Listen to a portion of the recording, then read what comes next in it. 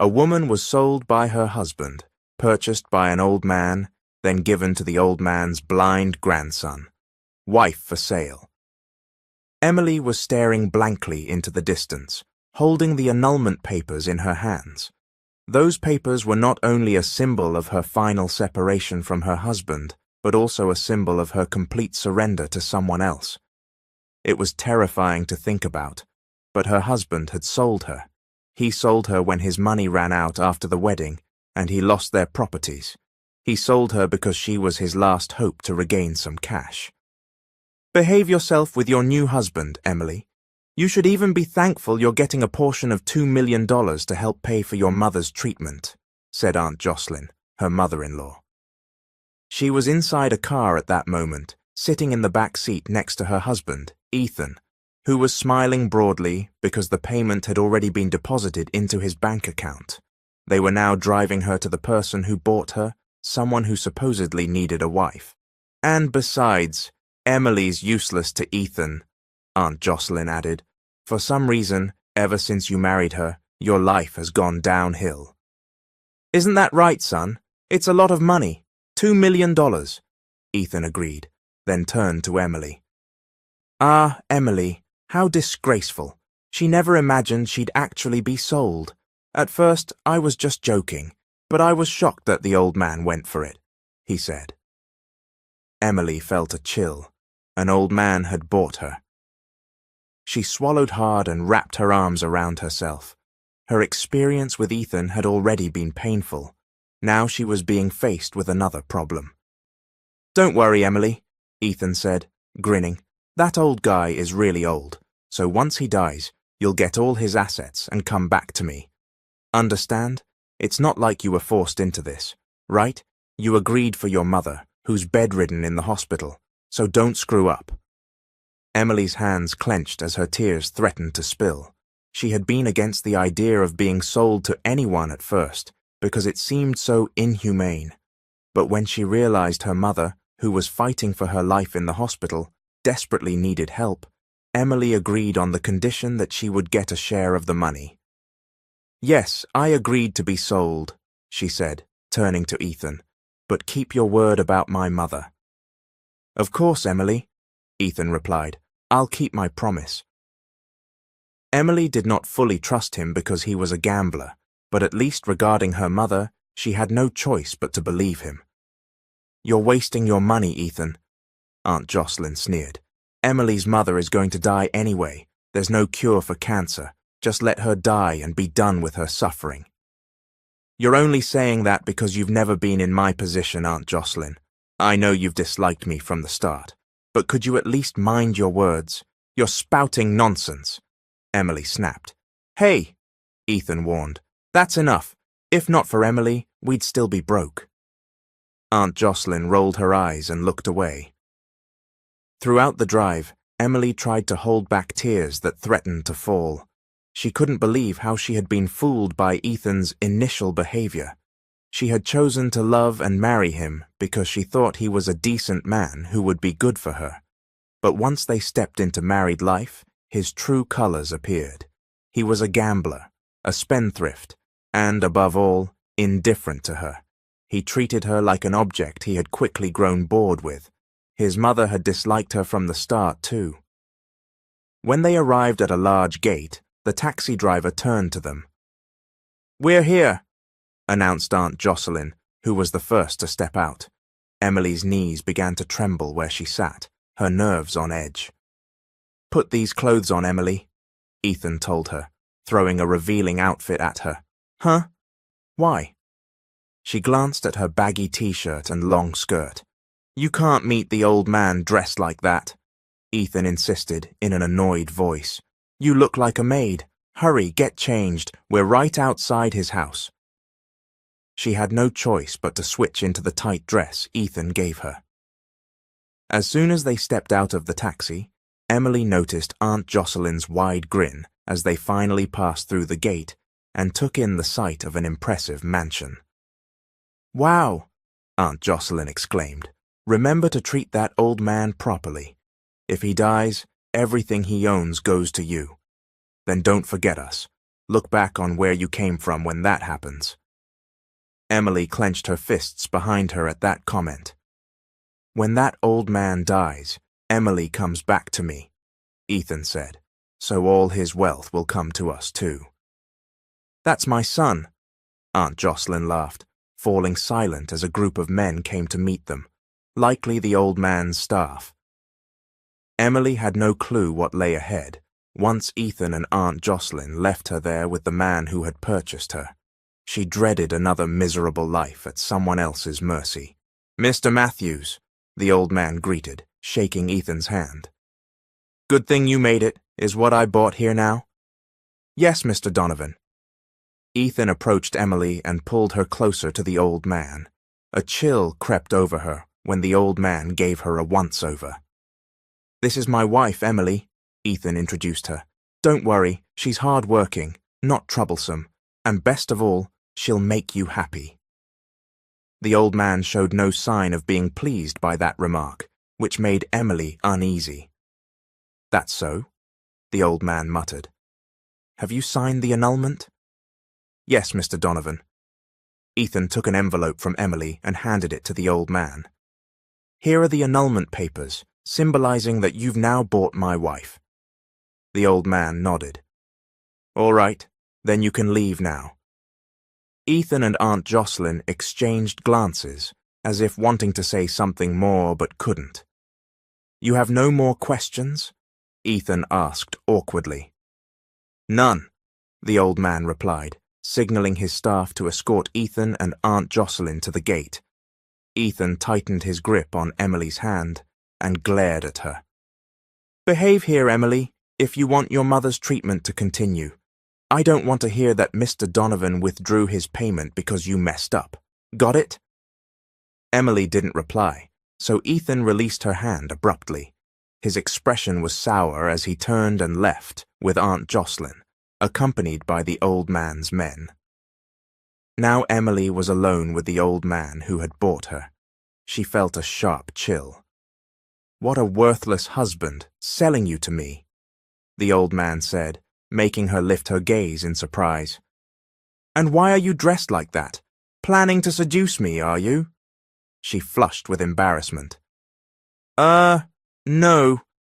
Suddenly, the old man laughed, a hearty laugh like Santa Claus.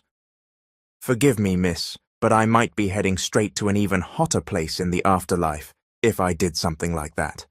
I loved my late wife dearly. She was confused. But then why did you buy me? I'm old, he answered. I may only have days, weeks, months, or a few years left. I lost my only child and his wife in an accident, and my own wife is gone too. All that's left is my grandchild and me in this world. I bought you as a present for my grandson before I leave this world. Emily's mouth fell open. His grandson? The old man sighed and called for one of the household staff, a woman named Melinda. Melinda, take this young lady to my grandson's room. Melinda approached and lightly grasped Emily's arm. Come on, Mom. Wait, sir. Emily started to speak, but the old man merely smiled and waved goodbye. Melinda guided Emily to an elevator, and Emily's nerves began to rattle again. If she had been worried earlier at the thought of going to a very old man, now she was even more unsettled, realizing she'd actually be staying with his grandson. When they reached the third floor, using the elevator, Melinda took Emily to a large door and knocked 3 times before pushing it open, then nudged Emily inside. Ouch! Emily complained at the force of the shove. Good luck, ma'am, Melinda said, her eyes wide with meaning. What do you mean, good luck? Emily asked, but Melinda gave no answer. She shut the door hurriedly, leaving Emily inside. Hey, wait! Emily called out, grabbing the doorknob and trying in vain to open it. Open this door. What do you mean by good luck? Hello? Hello? When the door wouldn't budge, Emily was struck by another realization. The room was dark. Her heartbeat quickened, and she turned around warily. Why is it so dark? She muttered. She started feeling the walls, hoping to find a light switch. Where is that switch? She took cautious steps, guiding herself by keeping a hand to the wall, because she couldn't see anything. It was like she was blind, even though the darkness was the real culprit. As she groped her way forward, her foot bumped into something, causing her to lose her balance. She fell forward, landing on something hard.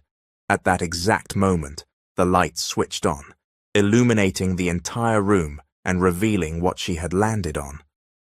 "Shoot!" she gasped, quickly scrambling to get off whatever she had fallen onto, especially when she realized it was a person. A man had a shocked expression on his face, his upper body bare, and she had landed right on top of him, her face smacking against his chest that had 6 sculpted lines.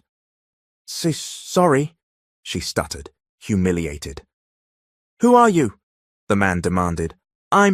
She tried to say, but was cut off as the door opened. She glanced toward the door, spotting Mr. Donovan and Melinda. Melinda clasped a hand over her mouth in shock.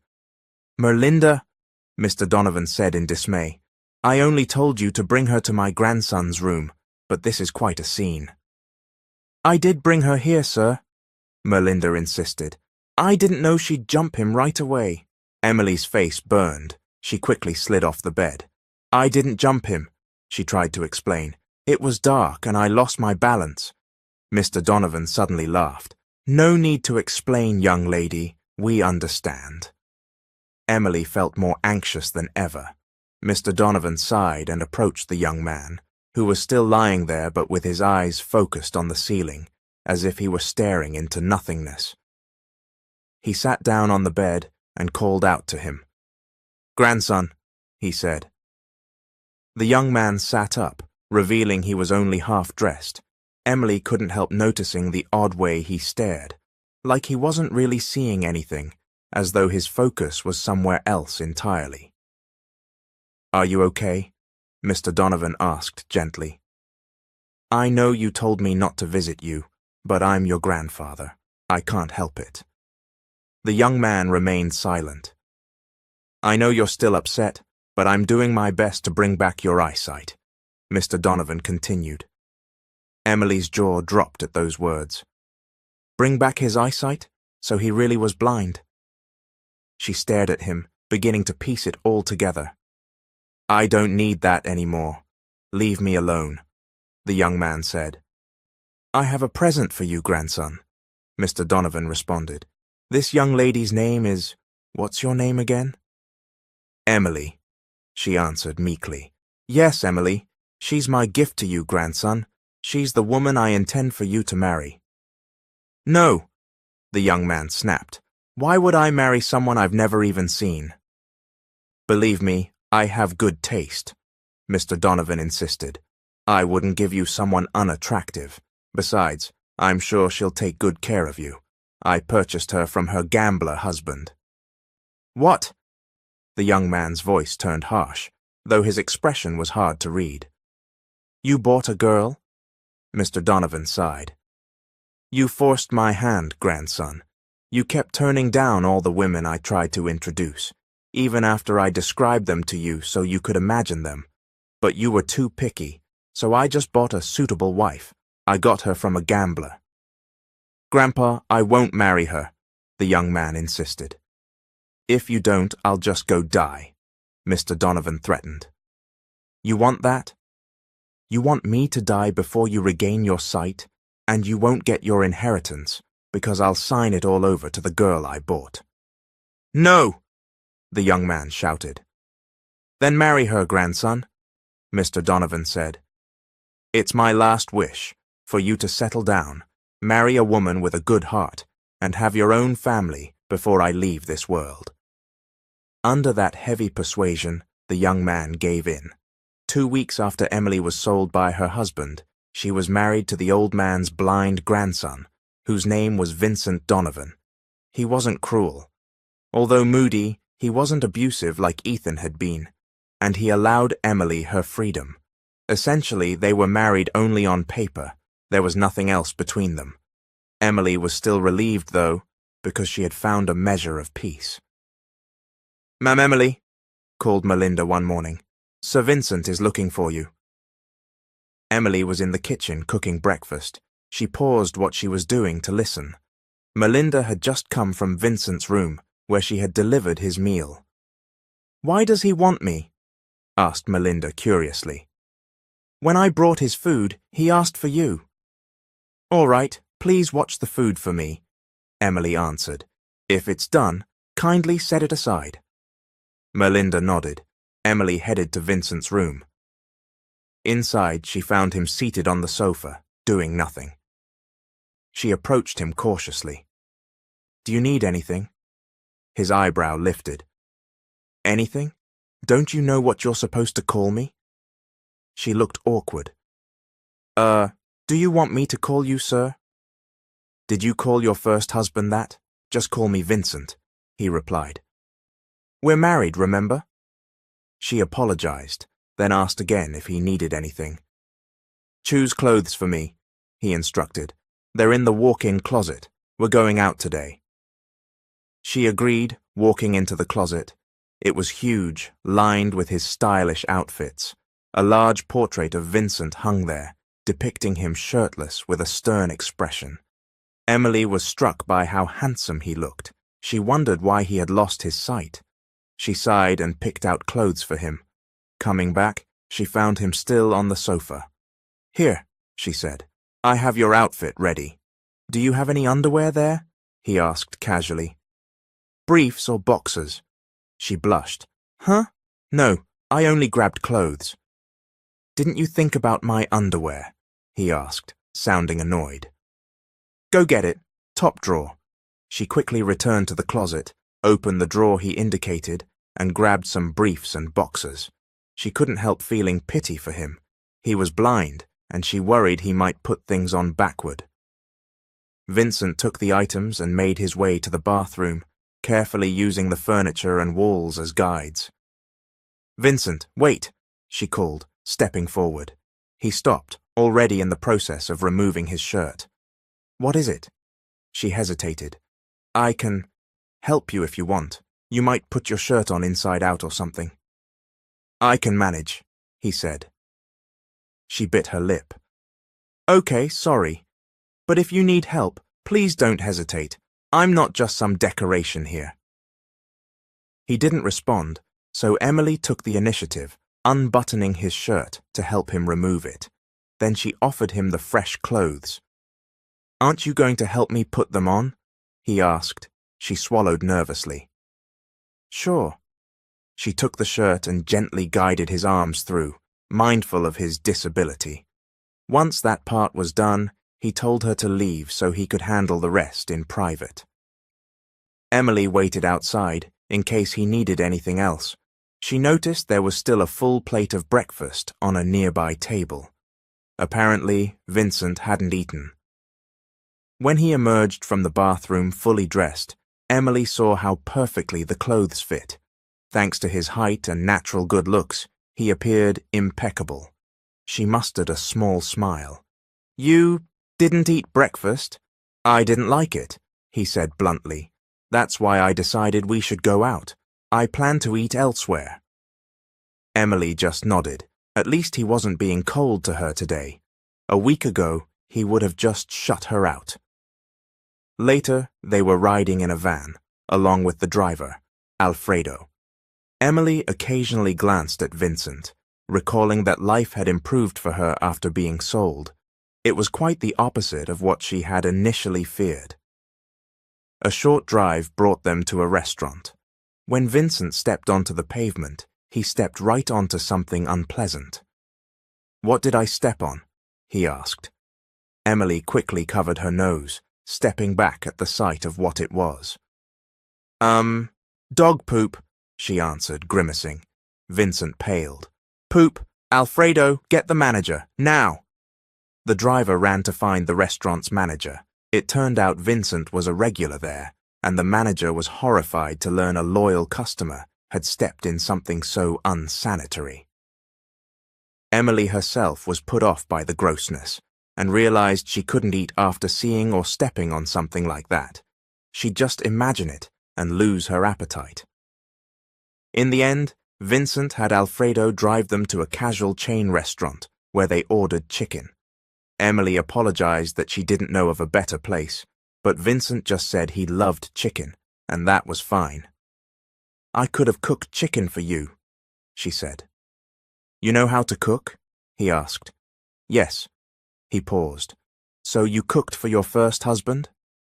Emily felt awkward, but she admitted that she had. Vincent said nothing further.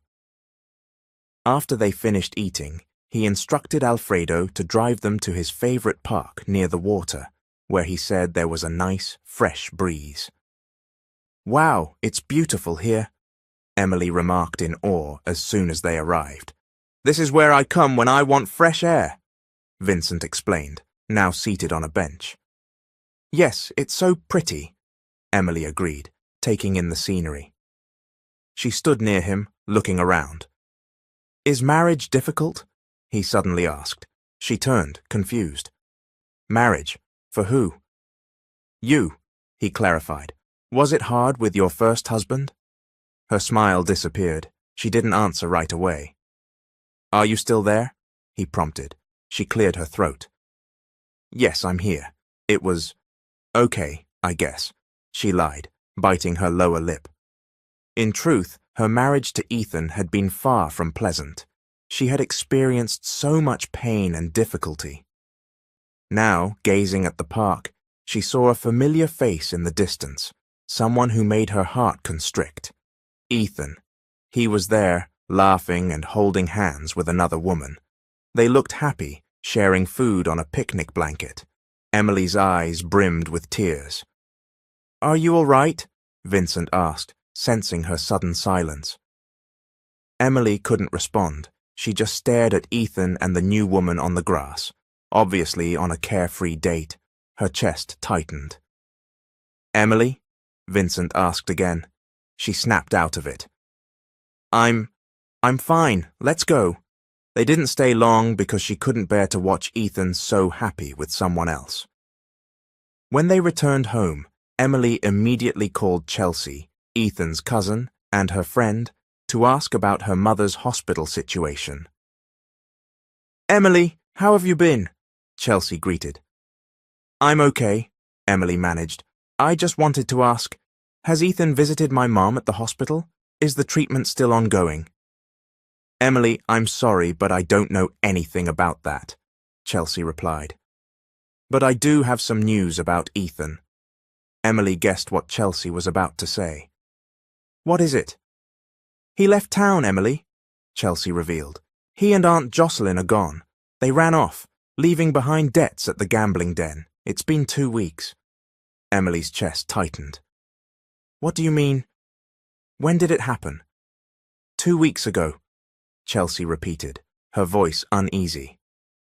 Realizing Ethan had likely taken the money and abandoned their agreement, Emily hurried to the hospital to check on her mother. She hadn't visited in weeks due to the chaos in her life. As soon as she arrived, the hospital billing staff confronted her about unpaid bills and said her mother's treatment would have to stop if the balance wasn't cleared within a week. "What do you mean Ethan hasn't paid anything?" Emily asked, reeling. "He was supposed to handle the bills." "No one named Ethan has come here, Ma'am," the staff answered. "No one has visited except you." Emily's world collapsed. She could only cry, looking at her mother asleep in her hospital bed, suffering from cancer. If only Emily could take on her mother's illness so her mother wouldn't have to endure it. "Mum," Emily whispered, tears falling, "what am I going to do?" Meanwhile, Vincent was alone in his room, listening to music. Mr. Donovan came in. "What brings you here, Grandpa?" Vincent asked, stopping the music. Mr. Donovan sat down next to him on the sofa. "I heard from Alfredo you went out with Emily today. Ate at some place. I'm glad," he said cheerily. Vincent sighed. "Yes, we did.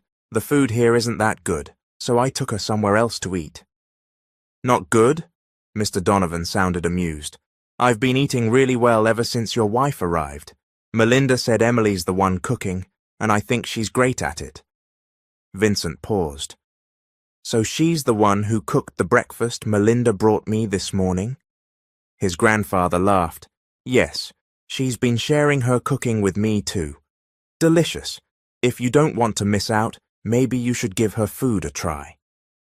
Vincent felt a twinge of guilt, remembering he had dismissed the breakfast earlier, thinking it was the usual bland meal. Grandpa, Vincent asked, what does Emily look like? Mr. Donovan coughed. She's ugly. Vincent frowned. Really ugly? In response, his grandfather gave him a playful smack on the head.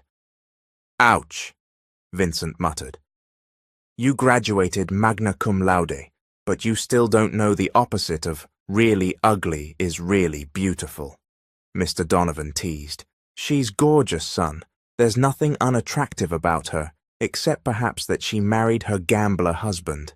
I told you about that, remember? It wasn't a good life for her, so treat her kindly. Whether you like her or you're just doing me a favor, don't add to her problems. She's had more than enough troubles. Mr. Donovan's words sank in. Vincent, newly curious about the woman he had married but couldn't see, decided to investigate. Money could buy information quickly, and within 3 days, he received a background report on Emily. She was an only child named Emily Marion. At that point, the private investigator, Vincent Donovan, hired, presented him with new findings. He explained, her maiden name is Emily Español, and she used to be Emily Hernandez when she was married to Ethan Hernandez. They were married for 3 years before Ethan, an engineer, fell deep into gambling debts. Emily has a mother currently fighting cancer, and it looks like the hospital has stopped her treatments due to unpaid bills. Also, there's something else you should know, sir. Tell me, Vincent said.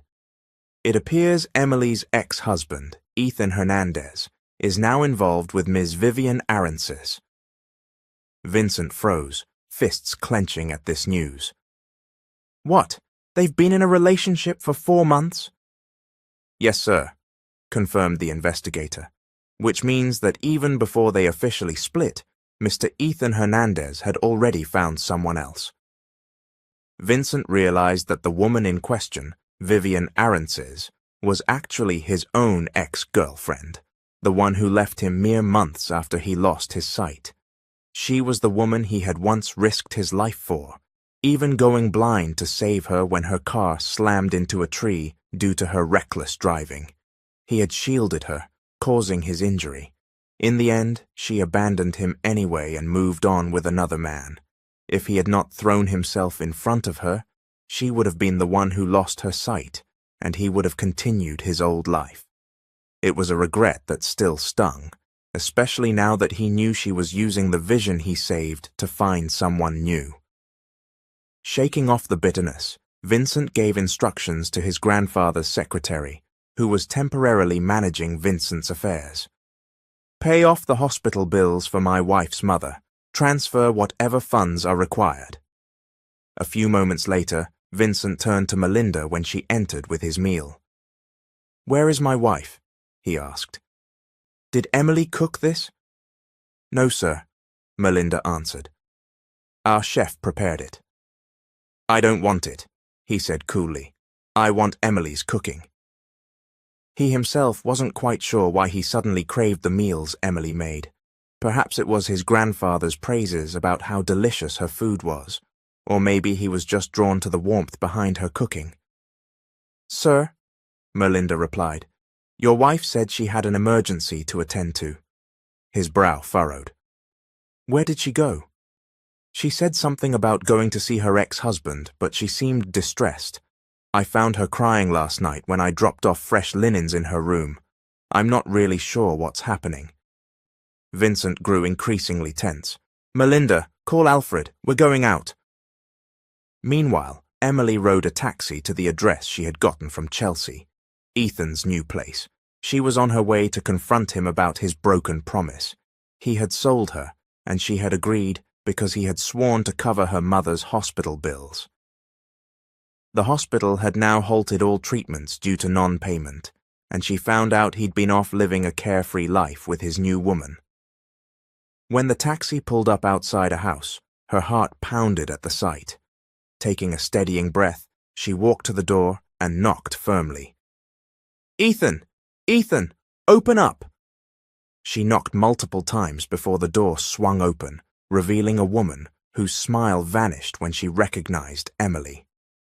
"Where is Ethan?" Emily asked. The woman swallowed hard, then glanced over her shoulder. "Ethan!" she called. "Honey, there's someone."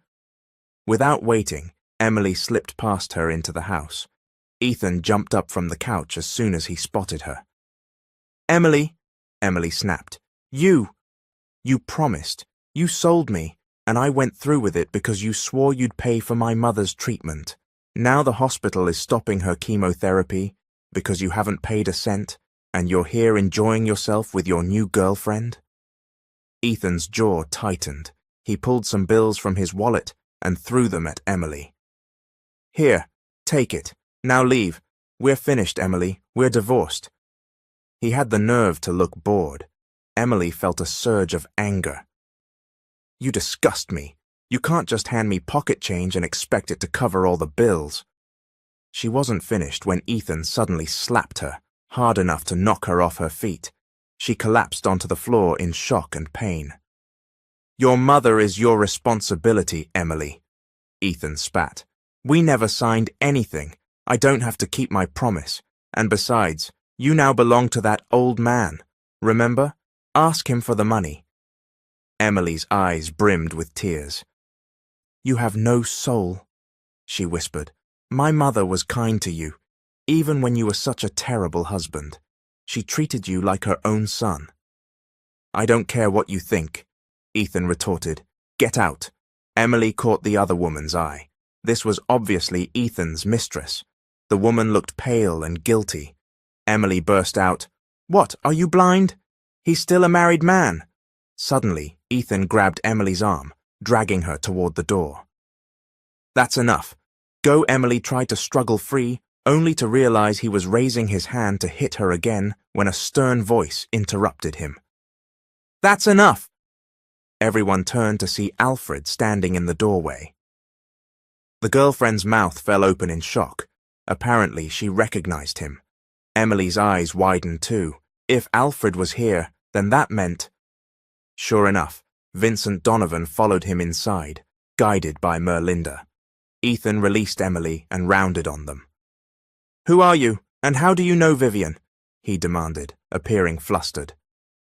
Vivian, the girlfriend, opened her mouth as though she wanted to explain, but the next person to speak was Vincent himself. "Are you Emily's former husband?" Ethan sneered. "So you're the old man's grandson? I sold her. She belongs to your family now." Vincent's blind gaze was turned in Emily's direction. "I'm here to pick up my wife. She still needs to cook for me." No one moved for a moment. Then Alfred gently helped Emily to her feet and led her out of the house. Vincent, silent, followed. Once back in the van, Emily learned from Merlinda that Vincent had already settled her mother's hospital bills and arranged her transfer to a better facility, complete with private care. Emily felt overwhelmed with relief that, in a single stroke, so many of her problems had been solved. Later, Vincent sat on the sofa in his room while Emily stood nearby, tears in her eyes. He offered her a check. "Use this for whatever your mum needs," he told her calmly. Tears streamed down her cheeks. "You're so kind. I can't thank you enough." "It's nothing," he replied. "Just don't ever go to that man again if you don't want me to retract my support." She choked out a sob of gratitude. "Thank you. Thank you so much." She couldn't stop herself from hugging him. He stiffened momentarily at the contact, but she didn't let go, clinging to him in grateful relief. Vincent asked for nothing in return, except for her to keep cooking for him. That alone seemed to make him happy. In the months that followed, Emily felt a new lightness in her life. She no longer felt trapped by Ethan. Her mother's treatments were moving forward successfully, and she discovered that she was actually falling in love with Vincent. She kept it hidden, believing he might not feel the same way. But fate had other plans. One morning, she woke in her bedroom to find 3 red roses on her side table and a handwritten note that read, "Let's go on a date at 6 p.m. Vincent." Emily blushed deeply. Vincent's blindness didn't stop him from living life on his own terms. That evening, they headed to a resort for a quiet dinner beside a pool. She found it enchanting. "It's beautiful here, Vincent. Have you ever been?" He shook his head. Would you describe it for me?" She smiled. "Sure. The pool is crystal clear, and there are fairy lights around the—" "Actually," he interrupted softly, "describe yourself for me. I want to see you, at least in my imagination." Emily stood, went over to him, and lifted his hand to her face. "This is me, Vincent," she whispered. His fingers traced her features. "I wish I could see you," he murmured. She took his hand in hers. "It's okay if you can't. I can see you, Vincent." "What do you see?" he asked, quietly curious. Her breath caught. "I see a handsome man." He chuckled. "I know that part already. But what else do you see?" She hesitated, heartbeat racing. "Would you be mad if I told you that I'm, well, falling for you? A blind man like me? Do you think you could accept that?" Emily was stunned. "Vincent, what if I told you I'm in love with you?" he asked, voice filled with hope. "Would you accept it, Emily?" "Am I worthy as your husband?" She could barely breathe at his question. You're my husband now," she said at last, "and you've been good to me." "So, do you love me?" he persisted. She found herself on the spot, her cheeks flaming. She could feel his intense focus, even if he couldn't see. "Vincent, you're a wonderful husband," she admitted. "It's not hard to fall for someone like you. You have a good heart." "Then give me the words," Vincent said quietly. "I can't see your face, but I can hear your voice." She took a deep breath, placing his hand over her heart. "I love you, Vincent. I'm in love with you too." The moment she said it, he slid a hand around her waist, pulling her onto his lap. She clutched his shoulders, their faces inches apart. "I can't see you, but I can feel you, Emily," he whispered, gently caressing her cheek. "Can I kiss you?" She flushed. "We're on a date, aren't we? We both love each other." She leaned in and pressed her lips against his, only to be surprised when Vincent began to move his lips firmly against hers, guiding her closer. She'd only ever kissed Ethan before, and that had been nothing like this. Now she willingly opened her heart to Vincent, letting go of the past and embracing her new life with him. From that day on, Emily came to accept that her real husband was Vincent Donovan, not the man who had sold her. She introduced Vincent to her mother, who was steadily recovering from her illness. "Is this true?" her mother exclaimed, looking delighted as Vincent stood before her in the hospital room. "He's so handsome, sweetie. I never imagined you were married again." Emily bit her lip. "Mum, it's a long story." "And it's wonderful," her mother said, giggling. "Where did you find such a gorgeous young man?" Vincent smiled faintly. "Ma'am, I'm blind," he told her gently. Her mother's eyes widened. "Oh, I'm so sorry, dear, but you're still incredibly handsome. Have lots of children with my daughter, okay? Before I leave this world." "Mum!" Emily exclaimed, embarrassed. Vincent chuckled. "Your mother reminds me a bit of my grandpa." He turned to Emily's mother. "Don't worry, Mom. I'm not opposed to starting a family." Her mother placed a hand on her chest. "That's good, dear, because my daughter's garden is wide open." "Mum!" Emily cried, mortified. But that was just how her mother was, cheerful and a bit too frank when feeling well. Emily preferred this boisterous version of her to the frail version that cancer had made her for so long. I want to see again, so I can look at you and your future baby," Vincent told her mother sincerely. The older woman beamed. "My daughter is so lucky to have found a truly good husband this second time around. She was miserable with Ethan, looked like she aged 10 years with all the stress he caused. But now, you're here." She and Vincent continued chatting, quickly bonding. Vincent promised to visit her often. Over the next few months, more blessings poured in. Emily's mother's condition improved further, and Vincent received hopeful news about a possible surgery to restore his sight.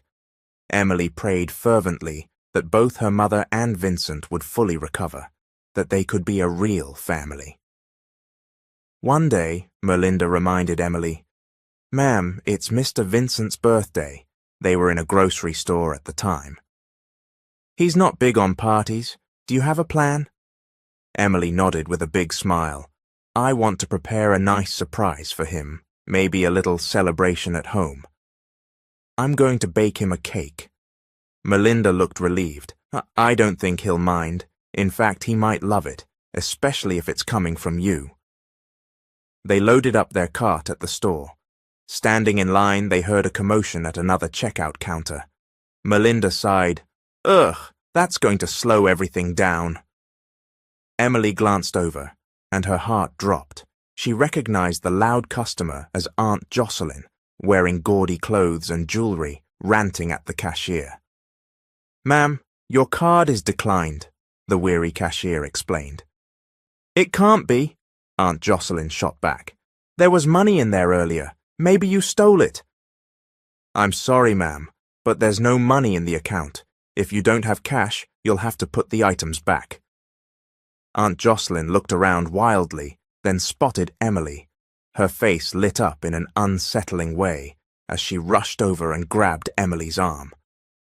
"Emily, my dear daughter-in-law, pay for my things. They cost about $3,000. You've got money, right?" Emily shook her off. "I'm not your daughter-in-law, Aunt Jocelyn.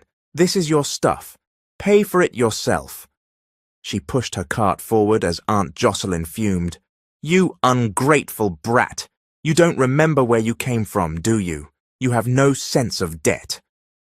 Emily ignored her, told the cashier to ring up her own groceries, and paid for everything without further incident. She did notice Aunt Jocelyn's eyes nearly pop out when Emily handed over the money. "How much is it?" Emily asked the cashier. $7,000, replied the exhausted cashier. Emily handed over the bills, and one of the nearby customers commented, "Wow, that's a lot of groceries." Emily smiled. "It's my husband's birthday soon. I'm planning a little celebration." "Oh, you're so sweet," the other customer cooed. "He's lucky to have you." Emily shot a look at Aunt Jocelyn, whose expression had soured. "Yes," Emily said firmly, "I love my husband." At home, she found Vincent in the living room with Mr. Donovan. The older man stood up and greeted her. "Hello, my dear. It's been a while since I've been here, but I've been taking care of paperwork for Vincent's eye treatment. This month we'll head out of the country for his operation." Emily's eyes went wide. "Really?" "Yes," Mr. Donovan said. "He wants it done as soon as possible because he's eager to see someone." His eyes sparkled knowingly. "Get ready, my dear. My grandson's going to be even more restless once he's able to see again." Emily turned to Vincent, who had a slight frown on his face. "What's wrong?" she asked him. He pursed his lips. "You took so long," he said coolly. "I've been waiting." Emily moved to his side and took his hand. "I'm sorry, Vincent. I got held up at the grocery store and I bought a lot of things." He shrugged. "Fine, stay with me later." Hearing this, Mr. Donovan and Melinda quietly slipped away. Mr. Donovan joked about being too old to handle so many sweet moments. In the days that followed, everyone stayed busy preparing for Vincent's upcoming birthday party. Vincent had no idea what they were planning. Emily enlisted help from Melinda and the other staff to decorate. It would be a simple, cozy affair, and Emily herself planned to bake the cake. She also contacted some of Vincent's old friends, who were excited to hear he was married. They promised to come, saying Vincent never celebrated his birthday before, and that this was a special occasion. One evening, Emily returned to find Vincent in his room. He teased, "You're so busy, you don't visit me in my room anymore." She laughed softly, hugging him. "I'm sorry, my husband. It'll be over soon." "What are you working on anyway?" he asked. "It's a secret," she replied, hugging him tighter. They were lying side by side on his bed, her favorite place to cuddle with him after a long day. He pouted. "I barely get your time now. When you do come over, you're tired." She giggled, cupping his face. "Don't worry, I'm all yours tonight." Apparently, that was the final straw for his patience. Vincent suddenly rolled on top of her, making her heart pound. "Emily," he said, "you're mine tonight." She swallowed hard and whispered, "Yes, I'm yours, Vincent." It turned out that, despite his blindness, Vincent's senses were more than capable of guiding him through the intimacy that followed. He left no doubt that he very much could show physical affection. Their bodies came together in the heat of passion for the first time that night. Eventually, Vincent's birthday arrived. Emily surprised him with a small gathering at the mansion, joined by Mr. Donovan, the household staff, and a few of Vincent's old friends. Vincent was shocked, but rather than being upset at the fuss, he looked genuinely happy, especially once he got to reconnect with his friends. "You're so lucky," one friend, Mark, told him. "Your wife is clearly a wonderful person." "Yeah," another added. "I remember when we thought you might end up marrying Vivian, but things have a way of working out. You definitely came out on top." Emily's attention perked up. Vivian? Was that the woman who caused Vincent's blindness? She recognized the name as Ethan's new girlfriend. Mark added, "I saw Vivian at the airport recently. She was leaving the country, I think. Good riddance, if you ask me. No offense, but she's nowhere near as beautiful as your new wife." Emily felt a sense of relief. It looked like Vivian was finally out of the picture, for both Ethan and Vincent. Another friend, George, said, "So you're heading overseas for that surgery? When you come back, let's hang out with our wives again, all of us together." Emily beamed at the thought. Vincent seemed so glad to be talking and laughing with his friends. Previously, their busy lives and families had pulled them apart, but now they were reconnecting, and it made her heart warm to see him so joyful. While heading to the kitchen, Emily's phone rang from an unknown number. She hesitated, then picked up. "Hello, Emily." A drunken voice slurred. It was Ethan. "So, life's good for you now, huh?" He sneered. "That old man fooled me. Vivian left me and she took my money. You humiliated my mother too. You and that blind husband of yours. Why don't you rob him and bring the money to me?" Emily shuddered and ended the call without replying. She switched her phone to silent mode, determined not to let Ethan ruin Vincent's celebration. A week after Vincent's birthday, he and Mr. Donovan flew out of the country for the operation to restore his sight. Emily missed him terribly. She had grown used to being around him, and it would be at least a month before he returned. Still, they stayed in touch daily by phone or video call until his surgery day approached. "Is there anything you want me to bring back from here?" Vincent asked over the phone. "I'll have my procedure soon." "Just come home safe," Emily said softly. "I miss you." "What if I still can't see after the operation?" he asked in a subdued tone. "It won't matter," she insisted. "I fell in love with you just the way you are. Nothing will change." Vincent went silent for a moment, then murmured, "I love you too." However, once his surgery day arrived, communication abruptly ceased. Emily became anxious when days turned into weeks without word. Neither Vincent nor Mr. Donovan answered her calls, and she had no way of reaching the doctors overseas. She worried constantly. Was the surgery successful? Why couldn't she reach them? Did something go wrong? At the 3-week mark, Emily woke up one morning feeling nauseated and dizzy. Melinda found her throwing up in the bathroom and asked, "Ma'am, are you okay? You don't think you might be pregnant, do you?" Emily froze. "Pregnant?" Melinda guided her to a mirror.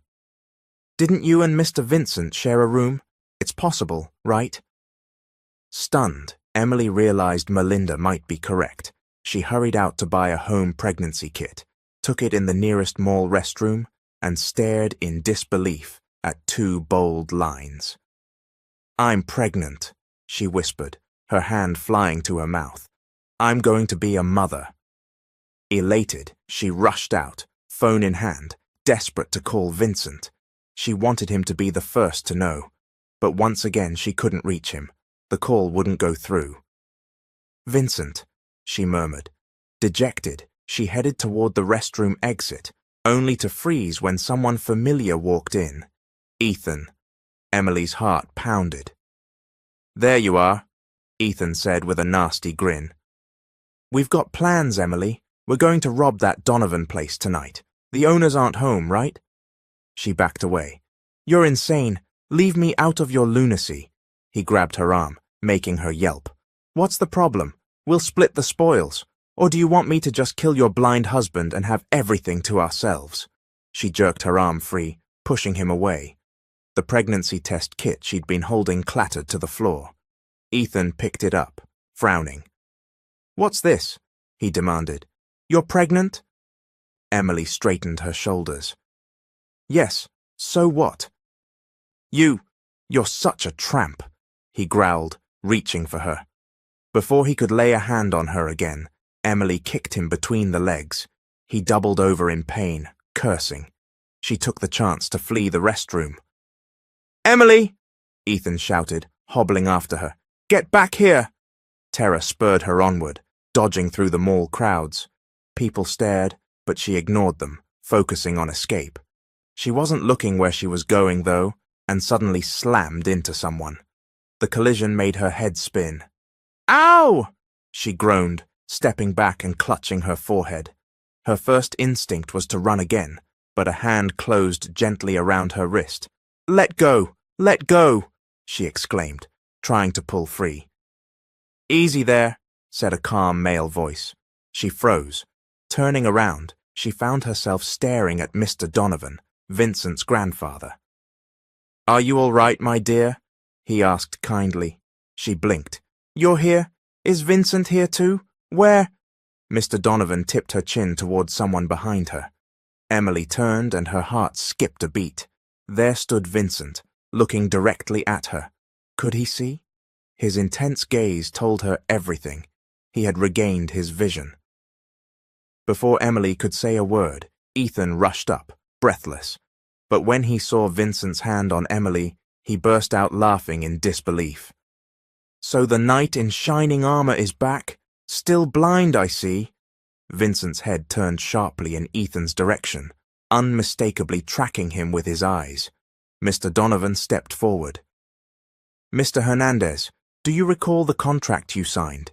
You took $2 million in exchange for agreeing never to bother my granddaughter-in-law again.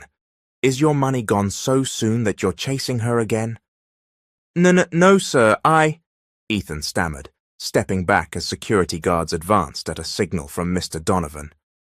"Take him away," Mr. Donovan ordered. "He's a nuisance to my grandson's plans." The guards seized Ethan, hauling him off.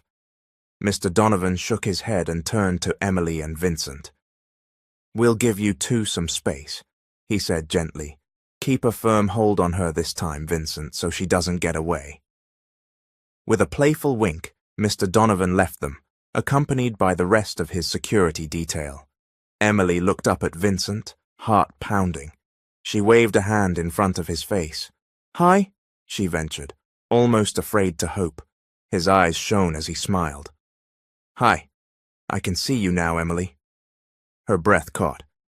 You really can see? Me?" "You're beautiful," he murmured, lifting a hand to gently touch her cheek. "And now that I can finally see, there's only one thing left to do." Before she could ask what he meant, Vincent dropped to one knee in front of her, drawing astonished looks from passers-by. Emily gasped, covering her mouth with her hand as tears welled in her eyes. "I'm sorry it took me so long to come back," Vincent said. "But I'm here now. I want to marry you again, this time with my own eyes watching you. Emily." He opened a small box, revealing a sparkling ring. "Will you marry me again?" Emily's tears flowed freely. "Vincent, I have something to tell you," she whispered. He swallowed hard. "What is it?" She managed a shaky smile. "I'm pregnant." For a second, Vincent stared at her in stunned silence. Then he burst out, Yes, I'll marry you, and I'm going to be a father." The onlookers around them cheered and clapped. Vincent rose to his feet, slid the ring onto her finger, and pulled her into an embrace, pressing a tender kiss to her forehead, in full view of the crowd. At last, Vincent Donovan had regained his eyesight after months of struggle. As for Emily's mother, her condition improved so much that, after 2 years of continuous treatment, she was finally declared cancer-free. A miracle for Emily. Ethan was barred from approaching her again, under legal threat, and Aunt Jocelyn was similarly ordered to keep her distance if they both wished to avoid prison. Emily's troubles were finally laid to rest. 1 month of planning later, Emily and Vincent wed in a church ceremony, surrounded by people dearest to them, those who had witnessed their journey. Her baby bump wasn't really noticeable yet, so she was still able to wear the fitted wedding gown specially made for her. "Sweetie," her mother said, after the ceremony, approaching the newlyweds at the reception, "I have a gift for the two of you." Vincent and Emily exchanged curious glances as her mother placed a large, thick, red book on the table. "Open it," she urged excitedly. Emily and Vincent lifted the cover for a peek, and Emily slammed it shut again, face burning. "Mom, it's a, bedroom guide," her mother said cheerily, ignoring her mortified daughter. "I got it off Amazon. It'll spice up your marriage. It even suggests positions for conceiving either a boy or a girl." Vincent coughed, cheeks tinting pink. Emily's face was on fire. "Anyway," her mother said, "take it. And give me lots of grandkids before I leave this world." Before Emily could reply, the guests started clinking their glasses in unison, cheering for the newlyweds to kiss. Vincent gently pulled Emily close by the waist and whispered, "Let's kiss, my wife." They shared a light, loving kiss. Emily thought that would be enough, but Vincent leaned in again to murmur in her ear, "We'll try some of these ideas in that book later, right?" She turned even redder. "But I'm pregnant." "After you have the baby," he teased. "Keep the book safe. We'll need it." Then, as the guests clinked their glasses once more, he lifted her chin and kissed her again. Emily realized her life had turned out far differently than she'd ever imagined. She had been sold by her first husband, yes, but it turned out to be a blessing in disguise, leading her to the man who truly loved her. Vincent Donovan had brought color and warmth back into her world, and she intended to treasure every day with him. The end. I hope you enjoyed this story as well as I enjoyed writing it. Thank you and enjoy the new year.